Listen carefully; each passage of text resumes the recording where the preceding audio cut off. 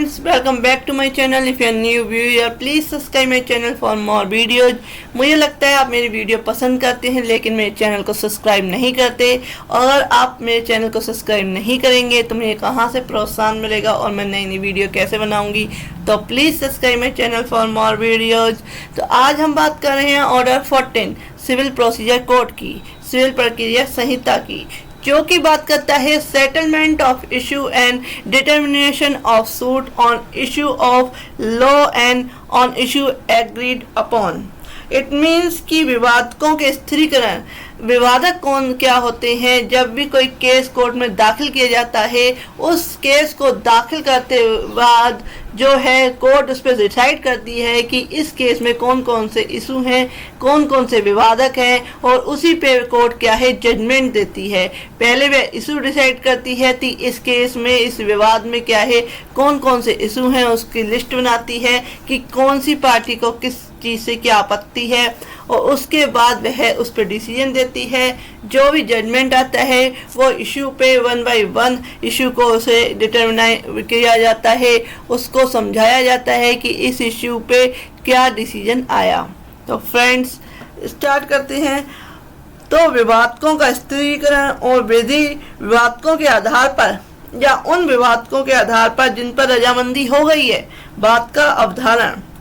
तो रूल 1 कहता है इसका विवादकों की विरचना कैसे की जाएगी, फ्रेमिंग ऑफ इश्यू कैसे होगा।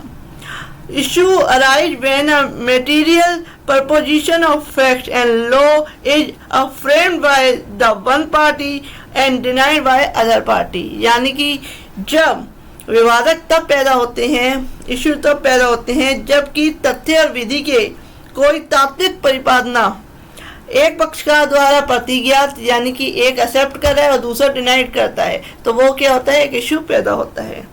एक पक्षकार के द्वारा उसे स्वीकार किया जाता है और दूसरे पक्षकार के द्वारा उसे मना किया जाता है, डिनाइड किया जाता है। तो ऐसे क्या है, विवादक पैदा होते हैं, इश्यू पैदा होते हैं।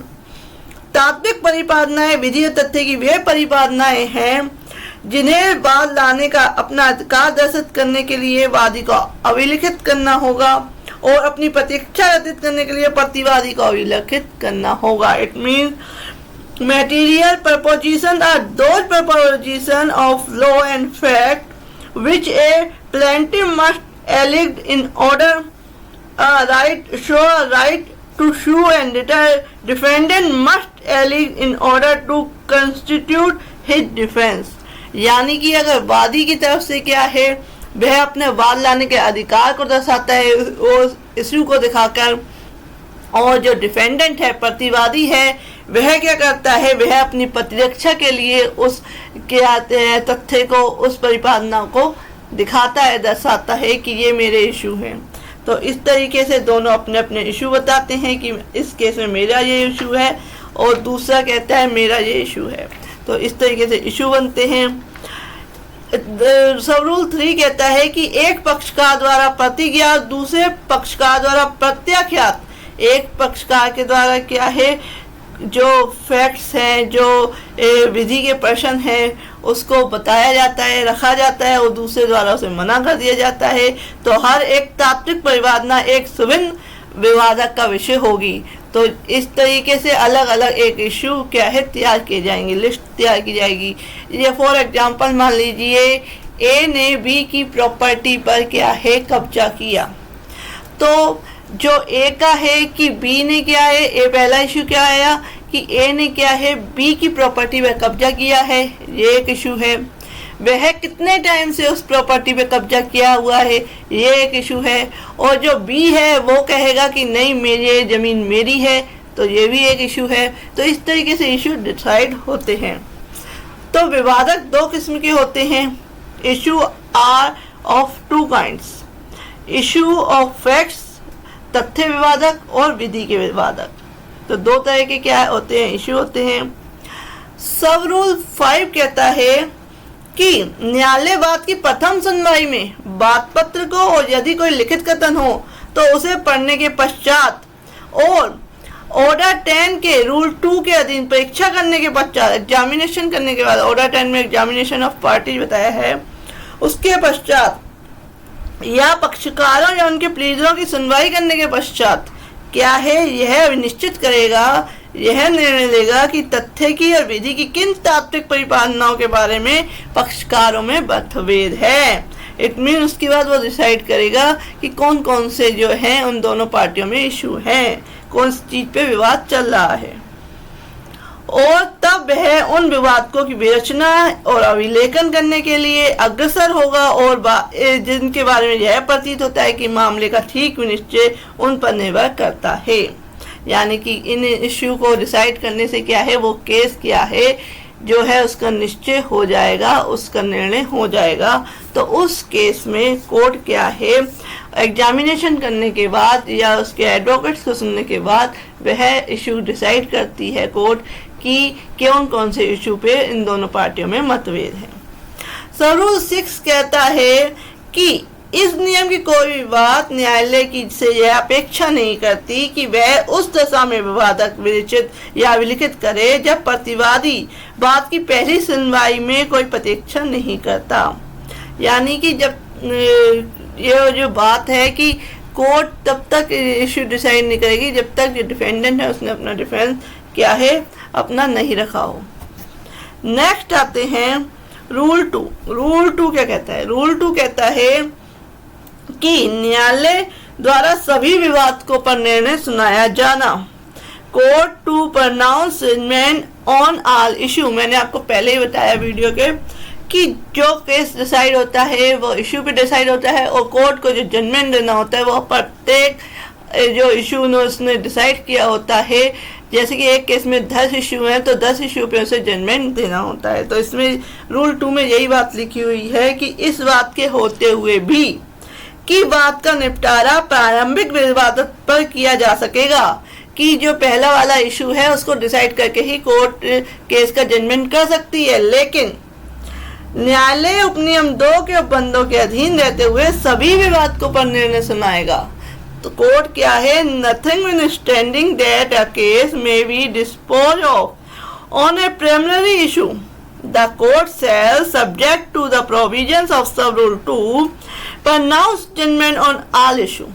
तो सब इशू पे क्या है, कोर्ट क्या है जजमेंट सुनाएगा, चाहे पहले इशू से ही कोर्ट केस डिसाइड होता हो, लेकिन उसे सारे इशू पे अपना जजमेंट लिखना होगा 1 by 1। नेक्स्ट आते हैं जहां विधि विवादक और तथ्य विवादक दोनों एक ही बात में पैदा हुए हैं और न्यायालय की यह राय है कि मामले या उसके किसी भाग का निपटारा केवल विधि विवाद के आधार पर किया जा सकता है, वहां वह विवादक न्यायालय की अधिकारता और तत्समय प्रवृत्त किसी अन्य विधि द्वारा वाद के वर्जन से संबंधित है, तो वह पहले उस विवादक का विचारण करेगा और इस प्रयोजन के लिए यदि वह ठीक समझे तो वह अन्य विवादों का निपटारा तब तक के लिए मुलतवी कर देगा जब तक कि उस विवादक का अवधारण ना कर दिया गया हो और उस बात की कार्रवाई उस विवादक के मिनिस्टर के अनुसार कर सकेगा।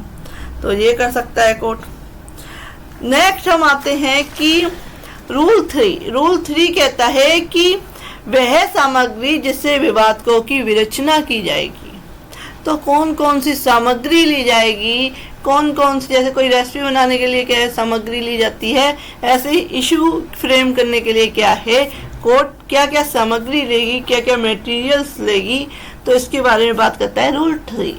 रूल 3 कहता है कि मटेरियल्स फ्रॉम विच इशू में बी फ्रेम्ड। न्यायालय निम्नलिखित सभी सामग्री से या उनमें से किसी भी विवाद को विवेचना कर सकेगा। The court may frame the issue from all or any of following materials। किन किन सामग्री से करेगा? पक्षकारों द्वारा या उनकी ओर से उपस्थित किन्हीं व्यक्तियों द्वारा या ऐसे पक्षकारों के प्लीडर द्वारा शपथ पर किए गए अभिकथन जिन्होंने एफिडेविट पे क्या है अपने स्टेटमेंट दिए हुए हैं पक्षकारों ने या उनके विटनेसेस ने, तो उससे क्या है इश्यू क्या है वो ले सकता है। नेक्स्ट आते हैं अभिवचनों या बाद में परिप्रश्नों के उत्तर के लिए अभिकथन। जो allegation made in the pleadings on answer to interrogatory delivered in the suit, तो उससे क्या ले सकता है वह अभिवचन। उन अभिवचनों से क्या है इशू क्या राइज हो रहे हैं उनमें, तो वो भी इशू वहां से उठा सकता है। नेक्स्ट आते हैं कि दोनों पक्षकारों में से किसी के द्वारा पेश की गई वस्तुओं की अंतर वस्तु, the content of document produced by either party. जो दोनों पक्षकारों ने, दोनों पार्टियों ने जो अपने डॉक्यूमेंट्स अपने अपने डिफेंस के लिए, अपने अपने राइट्स को दिखाने के लिए लगाए हैं, तो उनकी जो अंतर वस्तु है, उनका जो कंटेंट है, उसमें से भी इशू फ्रेम किए जा सकते हैं। तो ये मटेरियल्स हो गए। रूल 3 क्या बताता है? मटेरियल्स के बारे में। आपको क्वेश्चन भी आ जाता है, ज्यूडिशरी में आ जाता है, आपका किसी भी एग्जाम या परीक्षा में ये क्वेश्चन आ सकता है। नेक्स्ट आते हैं रूल 4। रूल 4 कहता है न्यायालय विवादकों की विवेचना करने से पहले साक्ष्यों की और दस्तावेजों की परीक्षा कर सकेगा। कोर्ट में एग्जामिन विटनेस और डॉक्यूमेंट्स बिफोर फ्रेमिंग इशू। जहां न्यायालय की राय है कि किसी ऐसे व्यक्ति की परीक्षा किया जाना न्यायालय के सामने नहीं है, या किसी ऐसी दस्तावेज का निरीक्षण किया जाना, जांच की जाना जो बाद में पेश नहीं की गई है, विवादों को ठीक विवेचित करने, यानी कि जो विवादक जो इशू फ्रेम करने हैं उसकी उन दस्तावेजों का निरीक्षण करने से पहले या उन विटनेसेस की क्या है जांच परीक्षा करने से पहले वो इशू डिसाइड नहीं हो सकते।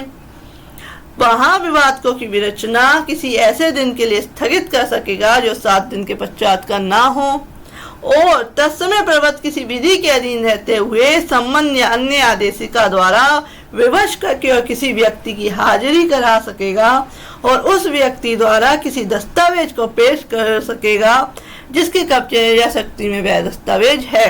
तो इस तरीके का ऑर्डर कर सकता है कि आप क्या है डॉक्यूमेंट्स कोर्ट में दिखाएं या जो विटनेसेज है उनकी परीक्षा कराएं। नेक्स्ट आते हैं रूल 5। रूल 5 कहता है विवादकों का संशोधन और उसे काट देने की शक्ति, power to amend and strike out issue. यानी कि न्यायालय डिक्री पारित करने से पूर्व किसी भी समय ऐसे निबंधनों, ऐसे शर्तों पर जो वह ठीक समझे विवादकों में संशोधन कर सकेगा, अमेंडमेंट कर सकेगा और अतिरिक्त विवादकों की विवेचना कर सकेगा या कोई अदर इशू फ्रेम कर सकेगा।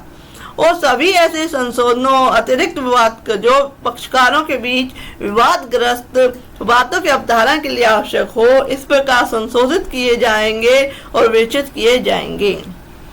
सब रूल 2 कहता है रूल 5 का कि न्यायालय डिक्री पारित करने से पूर्व किसी भी समय किन्हीं विवादकों को काट सकेगा, यानी कि उनको उस केस से हटा सकेगा जो इशू फ्रेम किए हैं, लेकिन डिक्री पारित करने से पूर्व, और जिसके बारे में यह प्रतीत होता है कि वह गलत और तौर पर विचलित या पुनर्स्थापित किए गए हैं, कि वह गलत तरीके से क्या है या पुनर्स्थापित किए गए हैं। नेक्स्ट आते हैं रूल 6। टोटल इसमें जो रूल है वो रूल 7 तक है। तो रूल 6 कहता है तथ्य के या विधि के प्रश्न करार द्वारा विवादकों के रूप में कथित किए जा सकेंगे।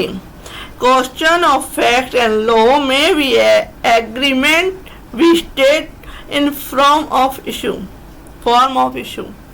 जहां बात के पक्षकार तथ्य के या किसी विधि के ऐसे प्रश्न के बारे में रजामंद हो गए हैं जो उनके बीच विनिश्चित किया जाना है, वहां वे उसका विवादक के रूप में कथन कर सकेंगे और लिखित कथन रूप से यह करार कर सकेंगे कि ऐसे विवादक पर न्यायालय के सकारात्मक या नकारात्मक निष्कर्ष पर ऐसी धनराशि जो करार में विनिर्दिष्ट है न्यायालय द्वारा या ऐसी रीति से जो न्यायालय निर्देश करे अविनिश्चित की जानी है, पक्षकारों में से एक द्वारा उनमें से दूसरे को संदत की जाएगी और उनमें से एक पक्षकार ऐसे किसी अधिकार का हकदार या ऐसे किसी दायित्व के अधीन घोषित किया जाएगा जो करार में निर्दिष्ट है। नेक्स्ट कहता है कि कोई संपत्ति जो करार में निर्दिष्ट है बाद में विवादग्रस्त है, पक्षकारों में से एक द्वारा उसमें से दूसरे को या ऐसे परिणत की जाएगी जैसे कि वह दूसरा निर्देश करे। नेक्स्ट कहता है कि पक्षकारों में से एक या अधिक पक्षकार करार में निर्दिष्ट या विवादग्रस्त से संबंधित कोई विशिष्ट कार्य करेंगे या करने से विरत रहेंगे। तो इस तरीके से बताया गया है रूल 6 में।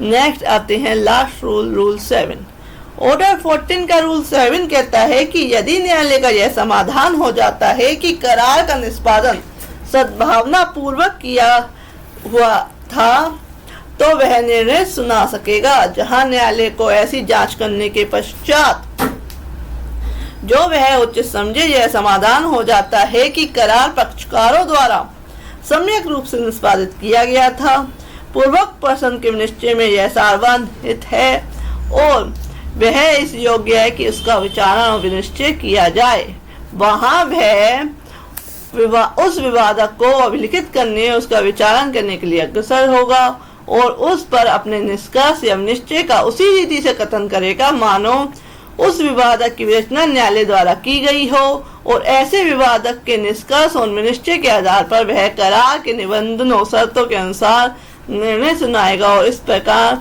सुनाए गए निर्णय के अनुसरण में डिक्री होगी। तो ये हो गया आपका रूल 14 कंप्लीट। नेक्स्ट वीडियो में बताऊंगी रूल 15। फ्रेंड्स, अगर चैनल पे नए हैं तो please subscribe my channel for more videos.